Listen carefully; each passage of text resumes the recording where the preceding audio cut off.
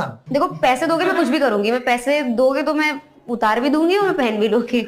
मैं तो बड़ी लालची हूँ। भाई हम उस समाज में जी रहे हैं जहाँ बेशर्मी को खुल के जीना कहा जाता है, जहाँ ओरिजिनल कंटेंट पर व्यूज नहीं आते और ऐसी वीडियोस को मिलियंस में लाइक किया जाता है। किसी की वीडियो पे 1 मिलियन व्यूज और 10 कमेंट आते ही उसे बॉलीवुड सेलिब्रिटी मान लिया जाता है। यहाँ एथलीट्स को इज्जत नहीं मिलती और इन टिकटॉक वालों को नेशनल अवार्ड दे दिया जाता है। और इनके ऊपर अगर एक रोस्ट वीडियो बना दो तो इनका फैन बेस नाराज हो जाता है। अगर दिमाग और आंखें ना हो तो अलग बात है, लेकिन इनके होते हुए भी इनके क्रिंज कंटेंट को फॉलो किया जाता है।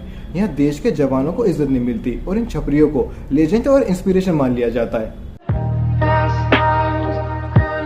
लौड़ा बदलेगा।